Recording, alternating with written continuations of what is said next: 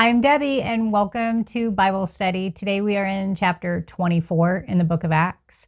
And today Paul is in Caesarea, and he is going to go before Governor Felix. And some of the Jews are going to come from Jerusalem, Ananias the high priest, and Tertullus. So if you are ready to Bible study with me, let's go.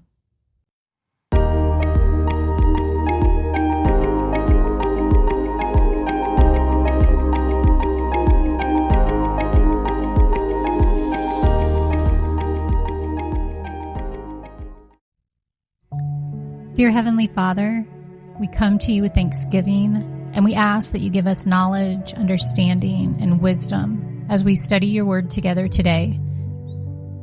Do your work in us in your perfect timing, and help us to be sensitive to your leading in our lives. Give us a fresh insight, and let us leave today's study with a new perspective. In Jesus' name we pray. Amen. Chapter 24. 5 days later, the high priest Ananias went down to Caesarea with some of the elders and a lawyer named Tertullus, and they brought their charges against Paul before the governor. So the accusers arrive: Ananias, who's the high priest, Tertullus, the lawyer, and several of the Jewish leaders. They had traveled 60 miles to Caesarea from Jerusalem, and Caesarea was the Roman center of government in Judea. And they came to bring their false accusations against Paul. Their murder plot had failed in chapter 23, so they still persisted in trying to kill him. This attempt to do away with Paul was both premeditated and persistent. So let's take a quick look at our map. This is the last map we're going to be using here for Paul's journeys. He's already completed his 3 missionary journeys. And this one is actually going to take him 2,200 miles. He's starting out in Jerusalem, and right now he is over on the coast in Caesarea. Verse 2. When Paul was called in, Tertullus presented his case before Felix. We have enjoyed a long period of peace under you, and your foresight has brought about reforms in this nation. Everywhere and in every way, most excellent Felix, we acknowledge this with profound gratitude. But in order not to weary you further, I would request that you be kind enough to hear us briefly. We have found this man to be a troublemaker, stirring up riots among the Jews all over the world. He is a ringleader of the Nazarene sect and even tried to desecrate the temple. So we seized him. By examining him yourself, you will be able to learn the truth about all these charges we are bringing against him. The other Jews joined in the accusation, asserting that these things were true. The charge against Paul that he was a troublemaker was too vague to be a legal charge, so they used the Nazarene sect, which is a reference to being a Christian. And that was obviously named after Jesus' hometown of Nazareth. Tertullus was a special orator called to present the religious leader's case before the Roman governor, or he was the lawyer. And he made 3 different accusations against Paul. First, he said he was a troublemaker, stirring up riots among the Jews and around the world. He second said he was the ringleader of an unrecognized religious cult, which was against Roman law. And third, he tried to desecrate the temple. The religious leaders hoped that these accusations would persuade Felix to execute Paul in order to keep the peace in Judea. Verse 10, when the governor motioned for him to speak, Paul replied, I know that for a number of years you have been a judge over this nation, so I gladly make my defense. You can easily verify that no more than 12 days ago I went up to Jerusalem to worship. My accusers did not find me arguing with anyone at the temple or stirring up a crowd in the synagogues or anywhere else in the city. And they cannot prove to you the charges they are now making against me. However, I admit that I worship the God of our ancestors as a follower of the way, which they call a sect. I believe everything that is in accordance with the law and that is written in the prophets. And I have the same hope in God as these men themselves have, that there will be a resurrection of both the righteous and the wicked. So I strive always to keep my conscience clear before God and man. After an absence of several years, I came to Jerusalem to bring my people gifts for the poor and to present offerings. I was ceremonially clean when they found me in the temple courts doing this. There was no crowd with me, nor was I involved in any disturbance.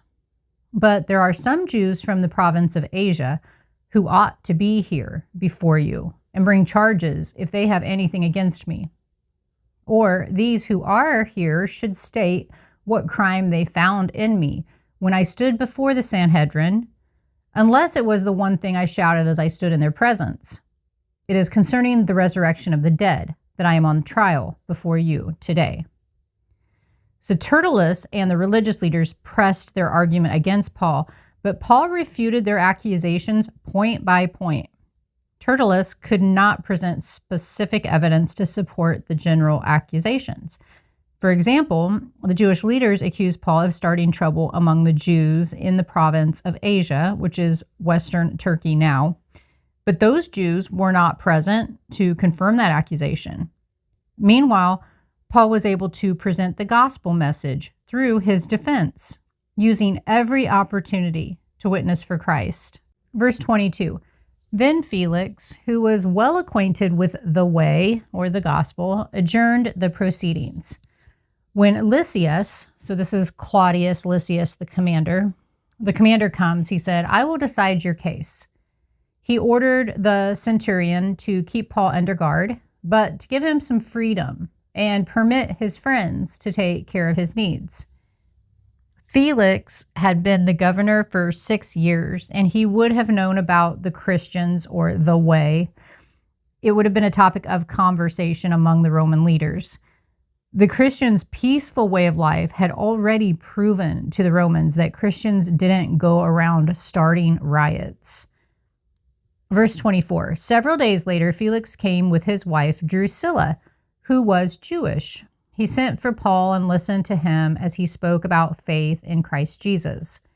As Paul talked about righteousness, self-control, and the judgment to come, Felix was afraid and said, that's enough for now. You may leave. When I find it convenient, I will send for you. At the same time, he was hoping that Paul would offer him a bribe. So he sent for him frequently and talked with him. Paul's talk with Felix became so personal that Felix grew frightened. Felix, just like Herod Antipas, had taken another man's wife.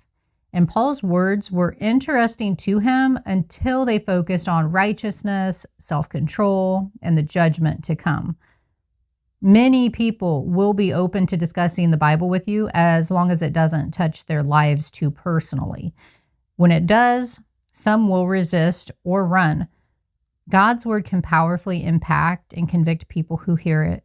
In Felix's case, Paul's words convicted him enough to at least make him want to stop the conversation. The gospel isn't effective until it moves from principles and doctrine into a life-changing dynamic. When someone resists or runs from your witness, it's possible that you have succeeded in making the gospel personal. And if this happens, just pray for understanding about the cause of their resistance and discernment about what you should do next. The resistance could be a sign that God is at work. Verse 27, when 2 years had passed, Felix was succeeded by Porcius Festus. But because Felix wanted to grant a favor to the Jews, he left Paul in prison. The Jews were in the majority, and the Roman political leaders often deferred to them to help keep the peace. Paul seemed to incite problems among the Jews everywhere he went. So by keeping him in prison, Felix left office on good terms with the Jews. Felix lost his job as governor, and he was called back to Rome. So Porcius Festus took over as governor in late AD 59 or early 60. And he immediately ordered Paul's trial to resume. Though God had promised that Paul would preach the gospel in Rome, the apostle had to endure more than 2 years of waiting in prison. And in addition to this custody, Paul was subjected to other long stretches of time during which he could do little but trust God and wait for him to act. How do you handle waiting on God? Do you become anxious, angry, discouraged?